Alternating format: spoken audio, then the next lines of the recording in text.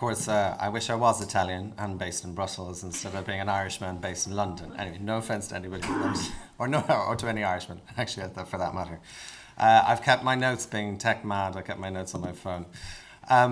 Today, what I was trying to do is to add to the very good insights that we've already got from Alessia and Virginia as well on not just the battle of getting a contract in place, but also what we are, at least in my view, as an in-house counsel in a technology company, sees as the battlegrounds for litigators in the future.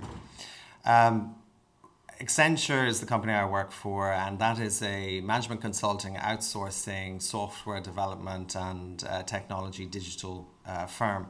In itself, it means that all those buzzwords around digital disruption, differentiators, agility, the new tech, like your wearable technology, connected homes, connected cars, self-driving cars, etc., falls into the remit of what I do on a day-to-day basis. And the team that I manage is dealing with complex contracting on an international scale of deals and valued well above the 50 million mark to the $300 million mark, etc. So that gives you a basis of where I'm coming from, and hopefully some of the things I mention in the next number of minutes will resonate with you here. So to start with, I was going to talk about, firstly, just some of the contract levers and how they've actually changed. In the past, we had, and we always talk back to, but it has relevance here for litigation and contract risk analysis, is that when the markets crashed around 2009, 2008, everything resulted in a shift in the contract risk profile. We had buyers looking for lower costs because they were managing costs like crazy, as I'm sure all of you had to go through. And secondly, they still wanted to maintain quality. Some of the original levers in a contract, certain market positions, shifted in contract drafting positions, and clauses became more onerous on the buyer. And I myself speak from a buyer's perspective. So what happened was you had an onus on parties to come up with more innovative ways of drafting their provisions. A friend of mine yesterday told me, he's a litigator, he said in the UK courts, 70% of contract cases are down to contract interpretation issues. That's where it lies, and I think that's already been mentioned here as well, that you need to get a clear contract, but you pass it in front of a barrister, the barrister will twist and turn in any which way you want that decision to go. I'm not saying it's not a bad thing. I'm just saying that that's an interesting statistic, and take what you will from whether you believe in statistics or not. I take on that basis, though, that as a draftsman of these contracts, negotiating in that battle forum, that leads me to wonder, when is that contract that I dreaded in the past going to resurface, and I'm going to have to justify myself in front of some audit committee internally in Accenture. But that day hasn't arrived yet, thankfully. But what I will say is that we had things like scope, commercial modelling. Scope in itself, normally, if anybody's built a house, they know that the builder will come in and then find lots of reasons why that budget estimate needs to be increased, because they didn't know there was dry rot, or they didn't know what was underneath the building, or they didn't know you wanted X, or when they were thinking of Y. Whatever it was, the contract allows for them to come back in, revisit the scope, and increase the price. A lot of the contracts in the past 10 years had a very similar approach. We had long-term contracts of about 5 to 10 years. In technology, that's moved away. You're lucky to get a 5-year contract in today's market. You're also lucky to ever present a change control note of that nature, requesting that scope increase. Client will say it's a fixed contract. You have to suck it up. That's it. And it's a fair position. You should be able to analyze your contract much earlier to mitigate your risks at the point before you sign that contract. But we all have been told about the known knowns or the known unknowns. But what do you do with the unknown unknowns? We don't know. And we can't draft for every single eventuality, but we try to. But what's happened around that regime is that scope now becomes, you could have fixed price but a variable scope. that's a possibility. You could have pricing outcomes, business outcome pricing. You could have fees at risk. You could have arcs and rooks, caps and collars. You could have anything of those natures. Shift then into which industry you're talking to. If you talk to the financial services industry, they're heavily regulated, more so than they have in the past because of that market crash of sorts. If you take that, that means that they suddenly have an obligation by regulators to impose new audit provisions, more onerous benchmarking provisions. Suddenly, step-in rights become a more important clause to have in your contract, when in the past, we all considered this as a nice to have. Now it's an absolute for some industry clients and customers. So the market is shifting. There were no-go positions that we had when we analysed risks around benchmarking. For example, a benchmarker report might analyse the contract, say, in year 2 of a 5-year contract and say, thank you very much, we think you're actually overpriced by 10%. In that scenario, most of the time we always said, well, that means we can either have a discussion, or if we can't agree around what we should do with that report, we will now terminate the contract.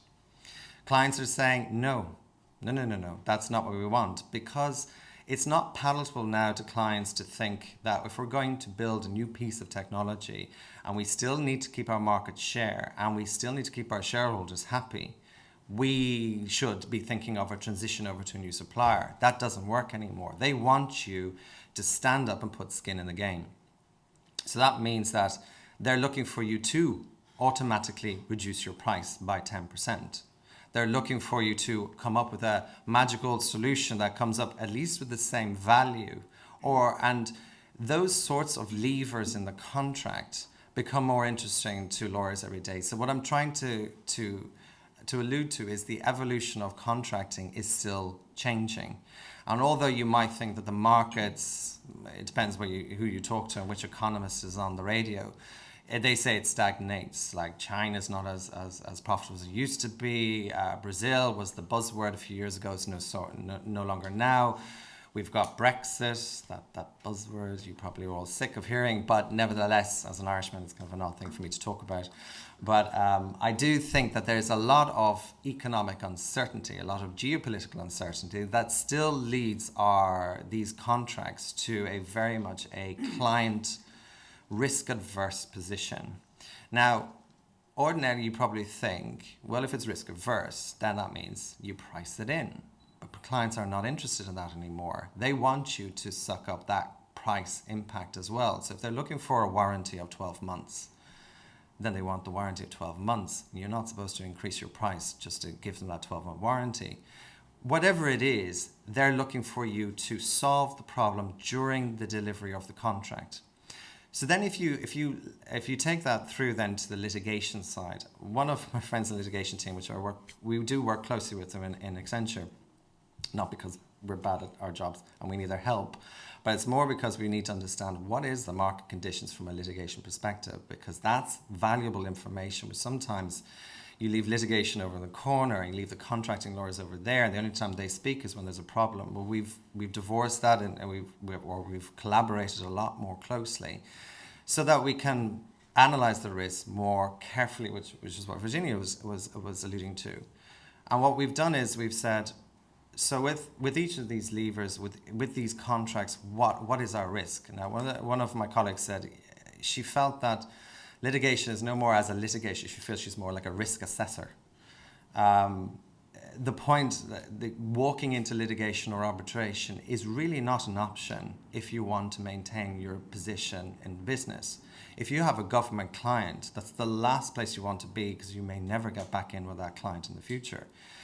So you look at settlement, and then the question is, are you settling early, settle late? What is the cost impact? Then it comes down to an assessment. What is the cost? Cost of going through arbitration or mediation, cost of going through the governance process, cost of just sucking it up and just giving them something right now against the latest invoice that you've presented, re-evaluating, providing them with a new piece of software, a new tool, new service, something to appease them. But then some of the levers we had in the past around this have to be analysed. They still can get your service credit against service level regime. They can still get liquidated damages against failed milestones. Now they want more milestones with liquidated damages. They want liquidated damages that have a bigger figure around it. They want business losses to be included within your limitation of liability, which could mean a difference of $10 million in one instance when I was analysing a contract.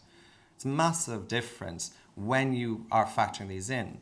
So as the contracting lawyer, we're trying to find the best deal to get both sides to collaborate and meet in the middle to get a deal done.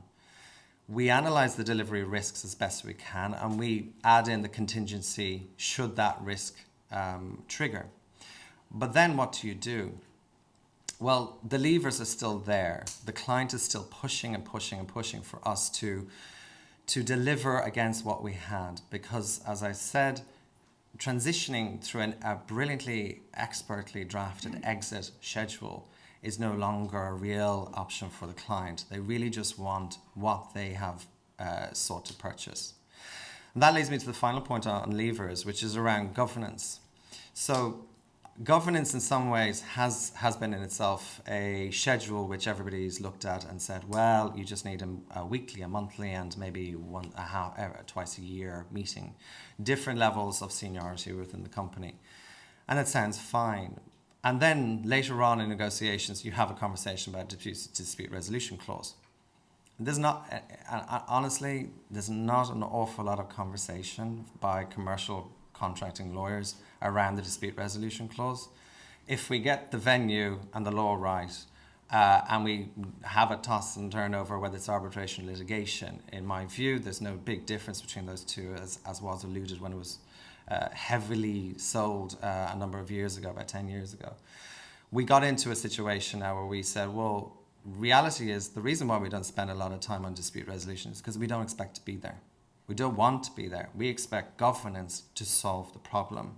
Because if you can solve it early, you will solve it without having to expend huge costs through this argument of discovery, of submissions, of motions and applications, etc. You end up in a scenario where you've just thrown out costs. Like I was told yesterday by the litigation team that there is a case ongoing. Maybe some of you know about this. I don't know the details, but there's a case has an $8 billion value with 16 litigants, but the costs already expended are at the $2 billion value because it's been going on since 2009.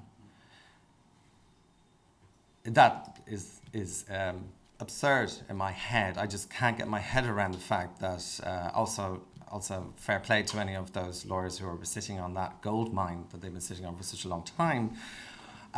So I'm slightly envious, but on the other side of the coin, that's not where I want our company to be. I want them to be sitting down with their counterpart or removing the emotion from down the line and solving it at senior level, which is where they should be. So moving into landscape.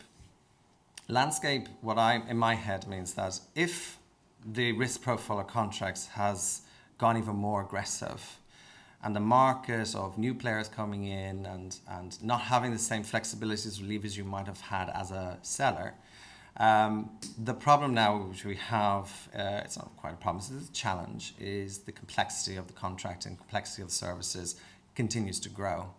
Yet the contract risk profile, it still remains high. Buzzwords around in the technology companies is around the data protection, the GDPR regulations coming in 2018. For those who don't know, the biggest alarming point for any CEOs is that we're talking about 4% of your company's global annual turnover as a potential maximum of your fine. And you can't get insurance for that. So clients are looking at you saying, I want unlimited, uncapped, indemnified, whether or not it's a high risk or not. And their internal systems might be useless in protecting personal data. But at the same time, you then have to manage your controls. You have to mitigate the risks. You have to find a way to consider all those. And maybe you can't. Maybe you have to walk away from the deal. But that is one of those areas right now that everybody's talking about. Another area people talk about is the Modern Slavery Act. How that feeds into the auditing provisions of a company and how they ensure that they're compliant. Because by and large, the big thing for all lawyers is that your role there is to ensure the company is compliant in whichever shape or form that should take. So On a landscape perspective, the interesting part of that one is I went to an event recently where they were talking about the future of 2020, and then it dawned on me that's only 4 years away. That's not quite a long, in-depth gazing into a crystal ball.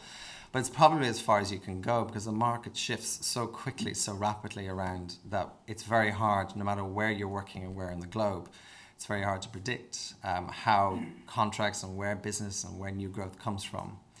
In technology world, you'll see like all those phones out there, like the one I have myself, there's new updates, new versions, new tools, new apps, new everything coming out every few months. It's so rapid that lawyers are running up behind trying to catch up with the myriad of different contracts they have to put in place. So you might present a kit like medical devices, medical device itself that say analyzes the spine. That in itself has heavily regulated market. Different jurisdictions have different ways of treating what a medical device is and how it should be managed. But even if you just look at the basics and ignore regulations, you've got one contract with a supplier to produce, you probably need to join up with another partner who's familiar with the scientific side of it. As a medical partner as well, that's 3 different contracts there. You might project manage it in a kind of a pyramid motion. Then there's the intellectual property behind all of those devices. There's licenses, there's service levels, and then you just have to get on with the job of designing, building, testing, and then going into live of that actual product.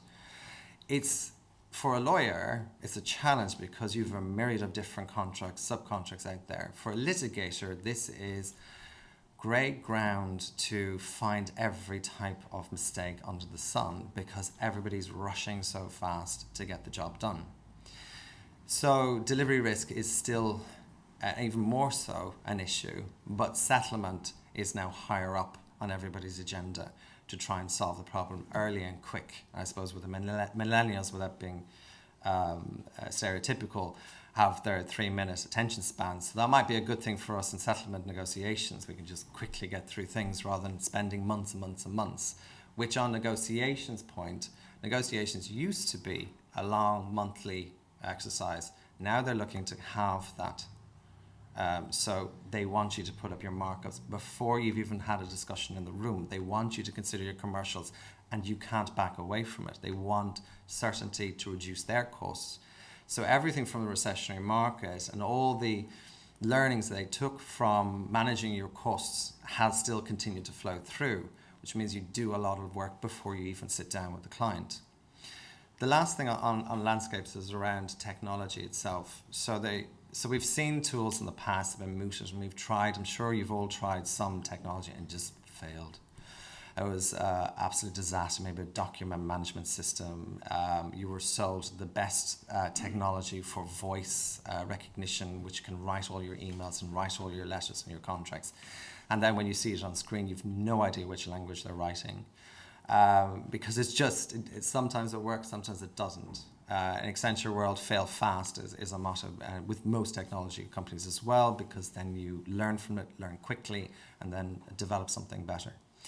Technology, though, is real. There is a strong push because the high volume of contracts that come through a lot of our companies, and I'm sure this is shared with my colleagues as well, you have to find other ways of doing it. So in Accenture, we have a team out in Bangalore, a team in Buenos Aires, a team out in Manila that supports the low-cost, low-value type contracts, and they can manage that and negotiate and conclude contracts.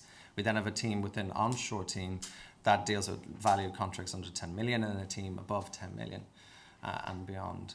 So in order to manage the costs, but that isn't enough. There is tools already being mooted by various different companies out there that allow you to scan a data room for due diligence exercise, scan a contract that has been presented by a client, and automatically churn out all the risk profiles for that contract based on whatever you as a company have decided is the risk profile that you're most concerned with. Then you take all that information, then you start your negotiations. They're expecting that tool to be a legal assistant that can give you the answers or how to respond actually in the email to your client in a colloquial, casual, business casual way. So you may not appreciate a lot of the live chat forms that when you click into utilities page and you're trying to figure out why I'm paying so much for something, you're actually talking to a robot. You're not actually talking to a real person, because there's standard responses that they're throwing in. It's all predictive analytics. So with that, we've got potential for a lot of contracts not to be managed by the lawyer or physical human presence, but actually by somebody that's been computed to deal with in a different way. So for a litigator, when you ask what was the extrinsic evidence around that decision process, the computer says, don't know. It was just because, you get that lovely answer because it's the computer talking to you. Accenture has artificial intelligence called Amelia. IBM has something called Ross. Wipro, for example, has, I only read this morning, has something called Holmes. I think it's like Sherlock Holmes or something like that. But each one of these are progressing quite fast, and they will be developed, and they will be coming in more and more. You'll see more of these things that will help, the idea being helping the tool of delivering legal services.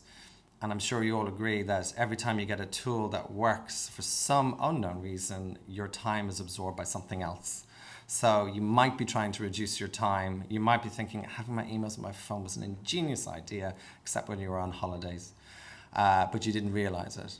So from all of that, I just say as a final point, it's just when you're taking the levers in the contract, be aware that if you're a litigator, you need to work with your own contracting lawyers. You need to talk to them. Be aware that the risk is increasing. So you have a very healthy, successful career ahead of you, no doubt. But I jest. But anyway, thank you very much for your time.